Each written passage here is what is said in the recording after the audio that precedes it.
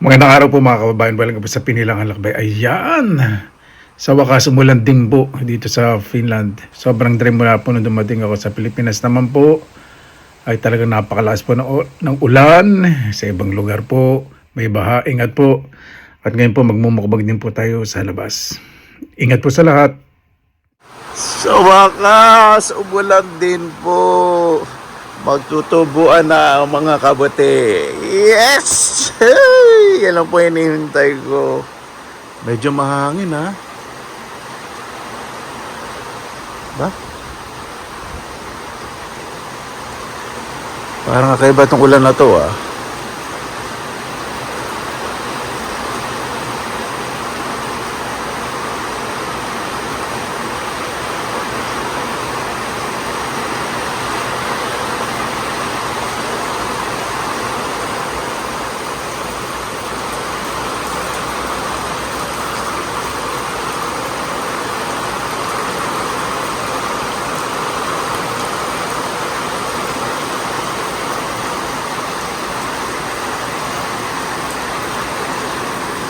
Naku, barado yung alulod ng mga dahon. Malinis nga. Tarag mo na ngayon.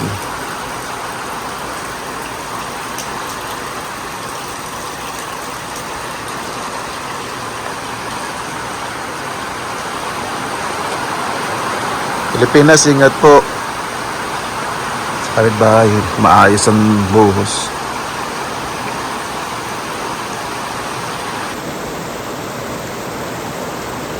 Dito sa Pilipinas, sa baha.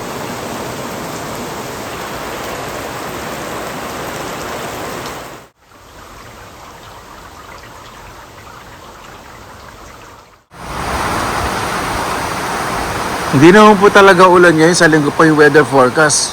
Medyo kumukulog-kulog pa. Naku, kumulog, dadami ang kabote. Excited na po talaga ang mga kabote. Ayan, lakas ng ulan. Hindi po masyadong malakas yung patak dahil nga po yung lupa may damo. Kung semento yan, rinig na rinig natin pagbagsak. Ay, nakakabote next week. Kaya lo, ulan ng whole week next week. Mas maraming tutubong kabote.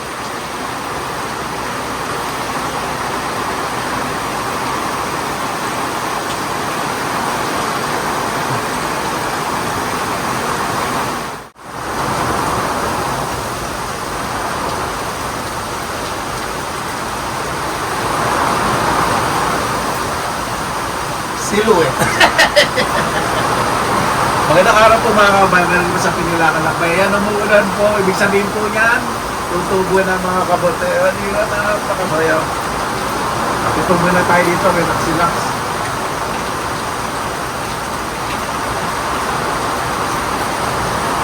Ay, ako ng lamok.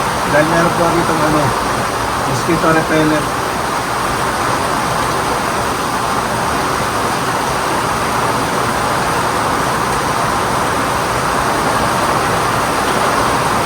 Malakas po lang. Pero kung po na sa mga bayan po natin sa Pilipinas, ingat po dahil maraming lugar po binabaha. Ingat po sa pagliligo, sa pagtitagpisa sa mga baha. Siyempre, hindi po natin maalis yung excitement, pero din po kami ng mga bata. Dami po nangangiling isda. Kami po sa Bulacan dahil po nahuling isda.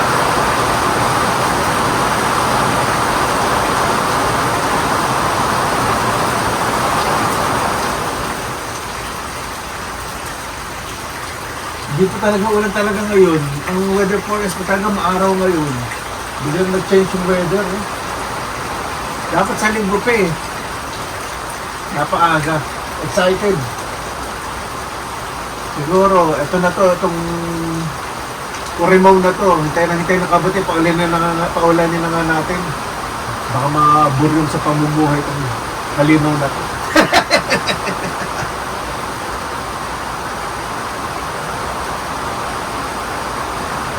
Pakikita ko rin po yung mga ibang video sinend po sa akin ng mga kapatid ko at pamangkin ko.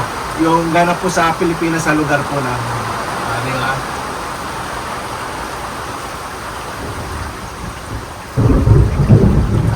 Pumubulong. Ginigising na ang maugat ng kabuti. Nakabuti na ako. Ayan, baka ng dilim ah.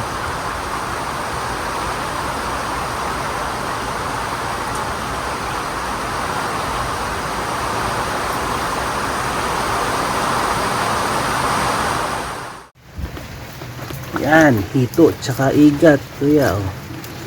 Huli.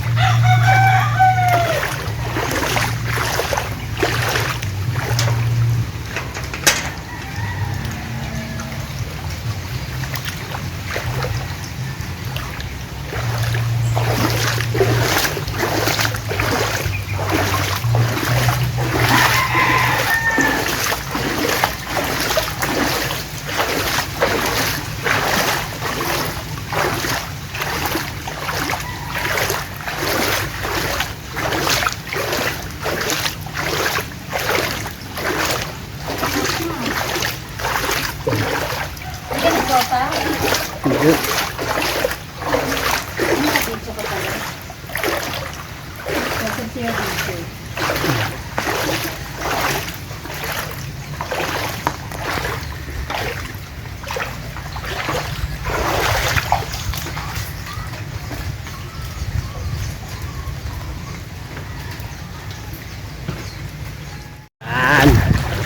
Dito po tayo sa Aksaho. Kami mamimiwit.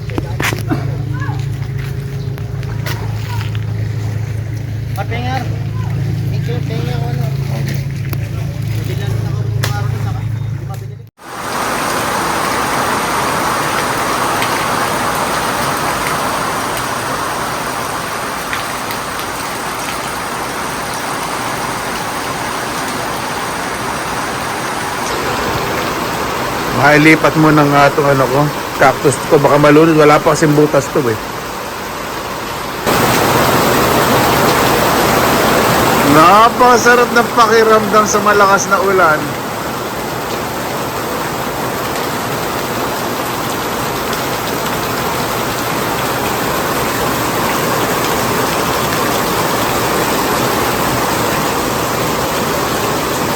Hindi ako magdidilig. Mas gaganda po yung mga raspberry. Gusto po yung medyo chilly. Malamig po yung tubig. Naku, hindi po ako makaligo. Parang tinunaw na yelo. Yung rhubarb po, tumayo yung dahon kasi medyo chill yung weather.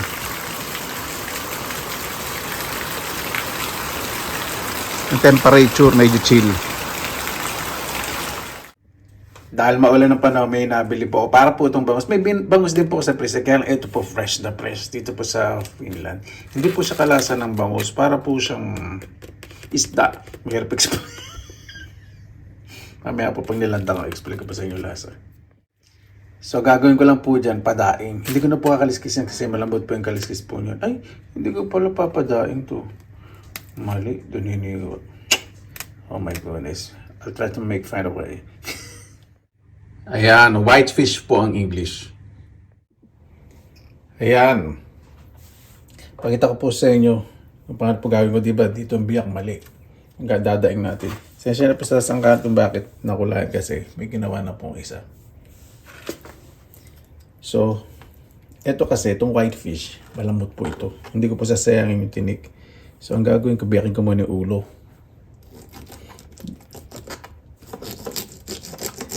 Yung pagdaing ko dito. Tapos yung tinik, dahan-dahan ko pong hihiwain. Iwanan ko po yung pinaka-spine, yung pinaka-gitna. Parang nag-ano lang kayo. Pifilet. Pero ganito style. Diba?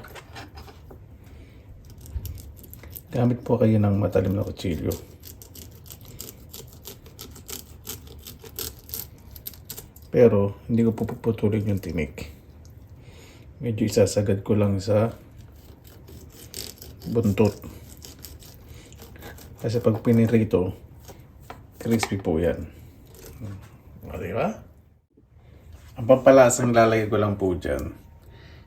Konting asin. Both sides, hindi ko na po kakamayin.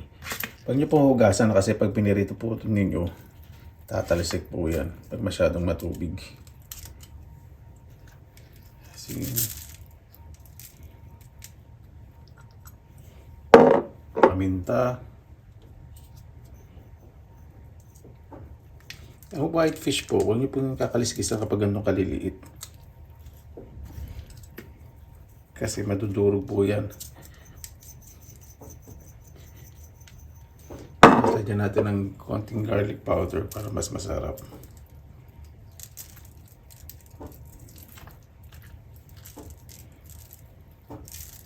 Yan. Ready na po yung sa pagprito. Sa amin po sa Bulacan. Ngayon, ang dami pong nahuhuling hito, igat, tilapia, may katkat, may bidbid, may bangus, mga nakabala po sa palaisdaan. Yung katkat sa ilog, dumadami po. Yung igat, normal po sa lugar po namin. Ito, i-rest po muna natin ng 5 minutes. Tingnan niyo po yung video na nahuli po ng kapatid ko. Nahuli po sa Patanga. Pinapadalan po ko ng video at ina-update po ako. Ingat po sa mga kabayan po natin ha. Gagamitin ko itong wok. Ang branding po, De Beer. Ako tama yung pag-pronounce ko. Ganyan po talaga itsura po niya. Paghabang tumatagal po, pag ningiti mas maganda. Ewan ko po anong klaseng material. Kasi kahit anong gawing linis po ninyo yan. Yan po talaga. So pagkatapos magluto, hugasan agad. Hugasan ko po yan. Tapos pinainit ko, nilalagyan ko po ng oil. Kailangan paghugas, punasan po ng paper towel. Tapos painitin, lagyan ng oil. May mga ganyan po talagang mga panluto na pangmamaya, pangmayaman, pagyayabang. So yung dating pinahid ko pong mantika ngayon, pinainit ko, punasan ko po. Ayan po, isel po niyan eh.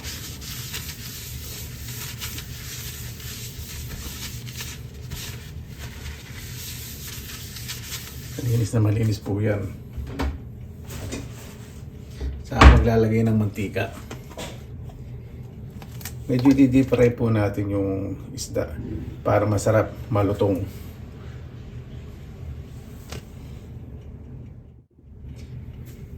Medyo high heat lang po yung apoy, huwag masyadong mainit kasi baka mamaya pag nilagay niyo yung isda,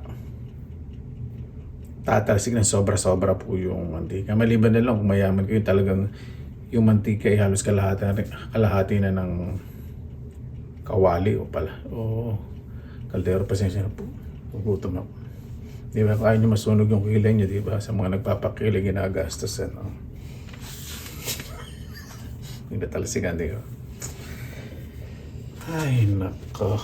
Dami kaartihan talaga sa mundo. Sabihin, kung may pera ka naman, bakit hindi, di ba? Masan kayo masaya? Go lang. Huwag naman mawawala yung saya ng asawa ninyo ba? Kasi puro gastos kayo, puro kalanturan, kalandian. Tapos sa asawa niyo, eh, wala nang pera sa bulsa at mukhang gusin. Ay, wag naman gano'n. Ilang po natin. Gusto ko po dyan mainit na mainit. Medyo mahihit pero ibig sabihin yung mantika kailangan mainit. Ayan. Okay na po. Kailangan meron kayong lead splatter kung hindi nyo pagugulungin sa mantika. Kasi ito, hindi ko pa pinagulong sa mantika. Gusto ko talaga crispy.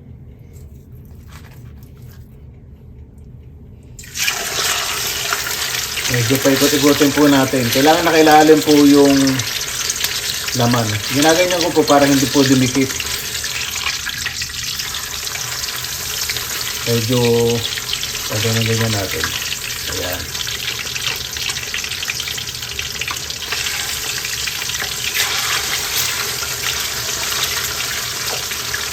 Medyo malambot po yung laman nito eh. Ayan na natin to. Kailangan po niyan para hindi kayo mahirapan maglinis ng kusina, di ba? At tuturuan nyo siyempre yung mga anak ninyo kasi kasama sa bahay na gumamit nito. Mamaya may anak nyo hindi gumamit nito, makita nyo yung mantika naglalamira sa gilid ng dingding ninyo. Bubungan ninyo, sasabunutan ninyo, babatukan ninyo. Huwag naman ganun. Turuan nyo ng maayos. Siyempre yung katangahan, normal lang nyo sa tinuturo. Normal lang minsan yun, di ba? O, di ba? Iba, natututo, wala pong masyadong alam. Kailangan turuan ng maayos. Got it? At habang nagluluto kayo, gawin yung kapakipakinabang ang sarili niyo. Malay niyo, may mga order kayo sa mga online, di ba? Na minsan order kayo, hindi naman nagagamit o ng paglalagyan. Tabi niyo man lang. Huwag niyo harang-harang, di ba?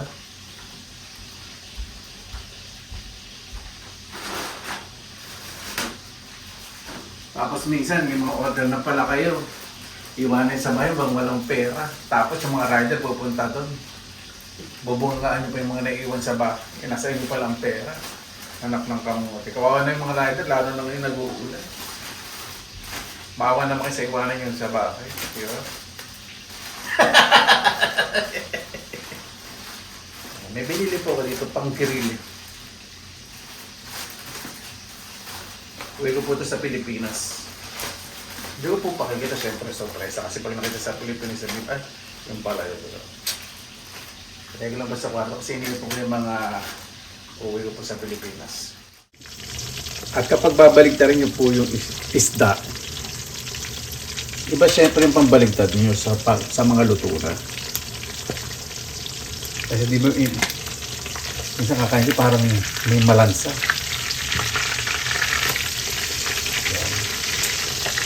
Golden brown ko po yan. Yan lang po talaga. Ang itsura po niya. Di ba? Ganda. Magiging crispy rin po yung tinipo niya.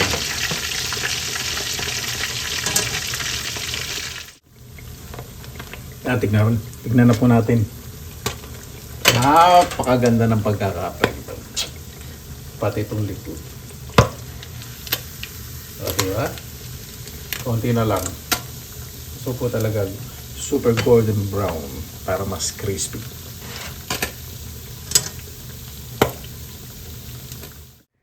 Ayan po, diba? Sarap pong tingnan. Crispy and a little bit soft inside. Ayan. Luto na rin po ang ating dinding. Yan po yung labong, bunga ng malunggay, talong, baby okra.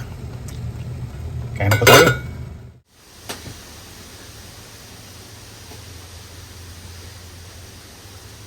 mabuhay. Yan, maraming salamat na po sa Panginoon. Sama-sama na naman po tayo na way safe po ang lahat. Ayan, natapos din po ang yan, maaraw naman. Bago tayo sa pasalamatan po muna natin ng Panginoon. Panginoon, maraming salamat naman sa biyaya binigay po sa amin sa araw na ito. Gawin ang bawat sa puligtas, lalo na po yung mga pinagdadaanan ngayon. Magabay po naapektuhan po ng bagyo ng baha. At lahat po may problema, may sakit na may ibisan po kanilang mga pinagdaraanan. Kaya na po bahala po sa amin, sinusuko na po namin sa inyo lahat sa kanan ni Jesus. Amen. Nakasana po natin.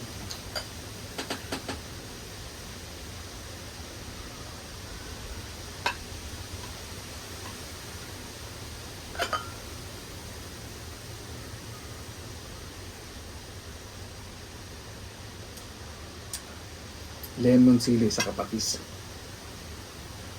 Mas lamang yung lemon kaysa sa patis. Kaya hindi masyado maalat. Ito muna tayo. Diba? Crispy. Lambot po ito.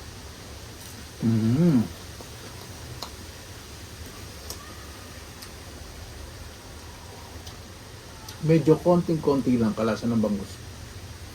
Na lapo-lapo. Ganun. Top.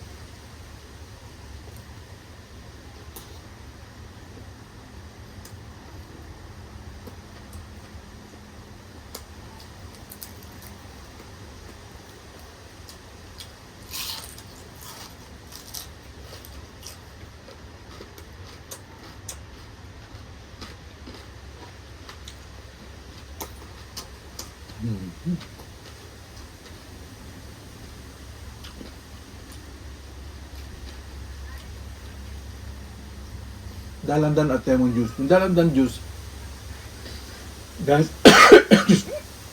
sili. Galing sa Pilipinas. Kilagyan ko lang ng fresh lemon. Katas ng fresh lemon. At maraming yelo. Napakasarap.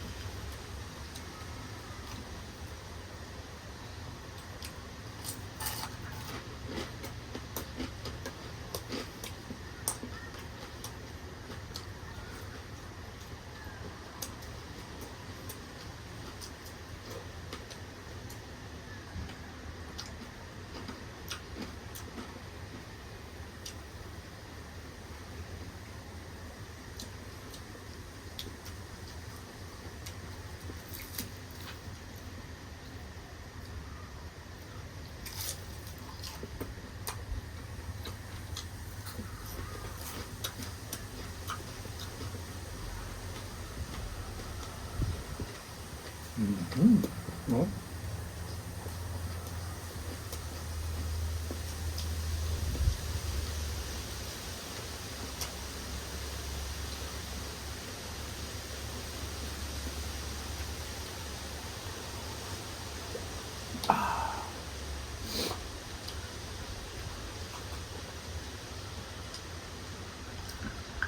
Sabaw ng dinding.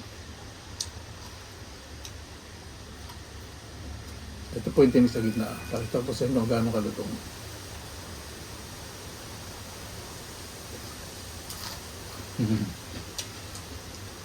Napakalam po dito sa dano po. Yung texture niya parang parang tambay yung tinik. Pag binililid nyo crisp. Pero hindi siya matinik.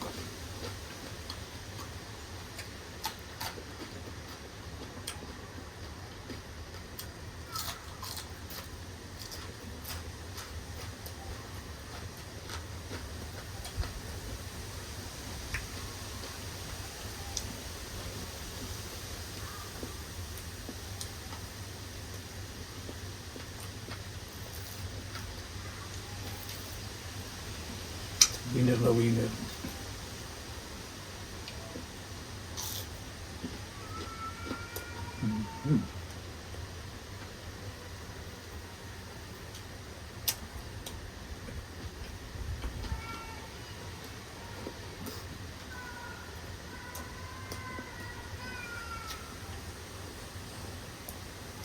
May umiyak na naman na bata.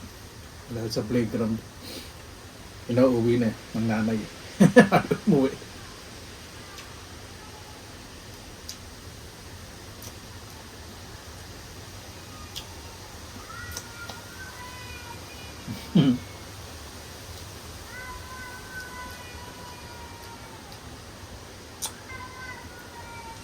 Narinig niyo po.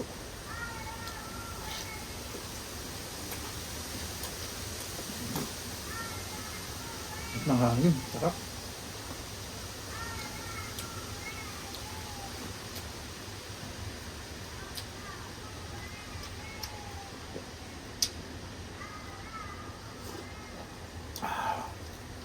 Pag ganito ang ulan, lalo na umuulan, di ba? Napakasarap.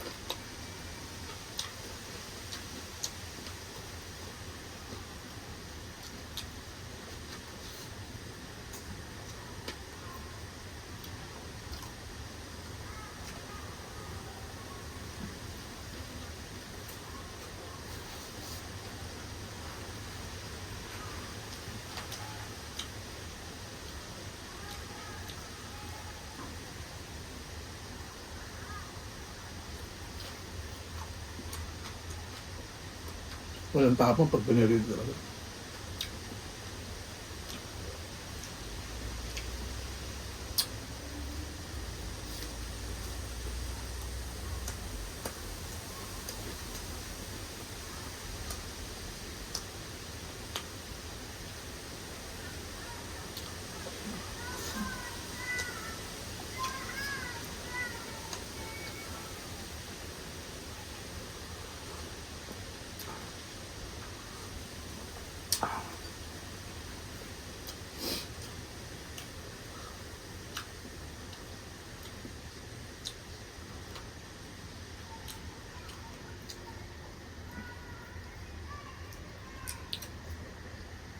Harap mo tingnan, ano?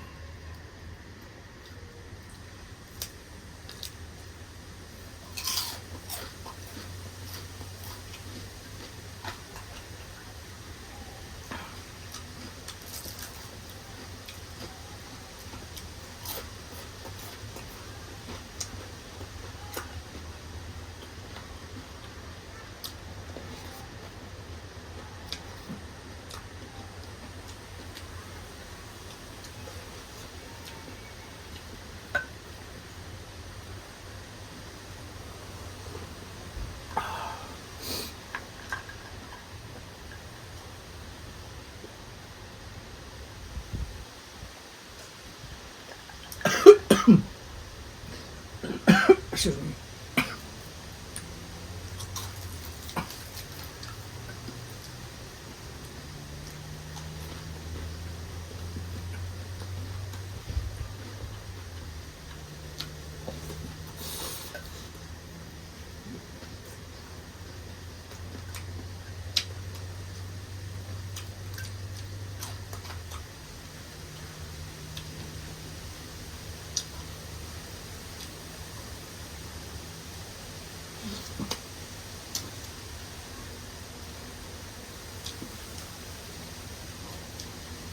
Itira akong isa para sa hapunan.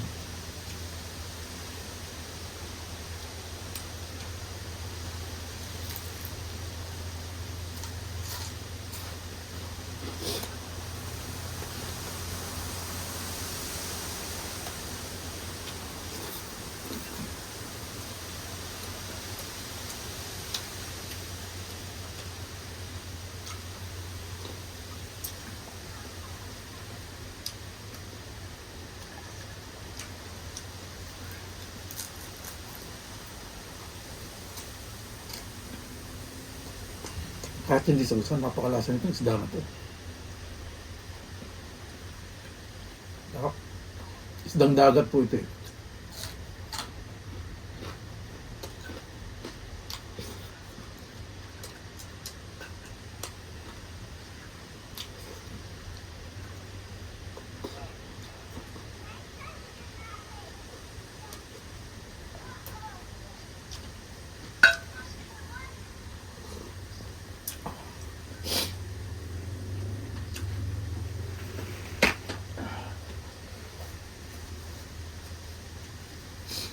Sili. Nakagat ko.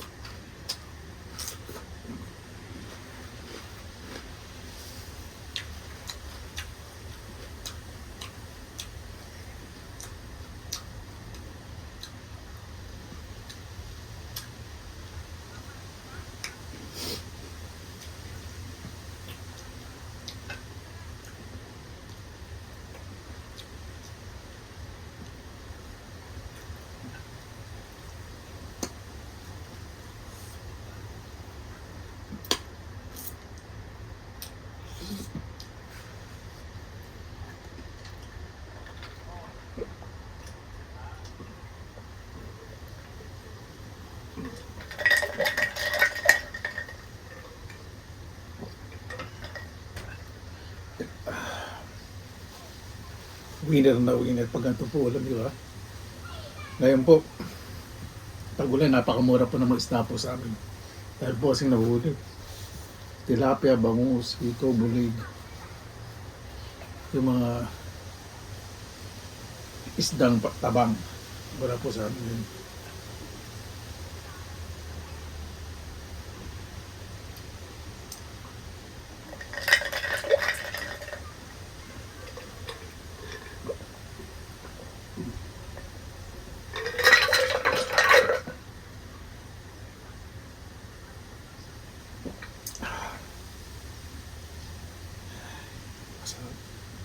Para po bakit tayo magtapos pasalamatan po muna natin ang Panginoon.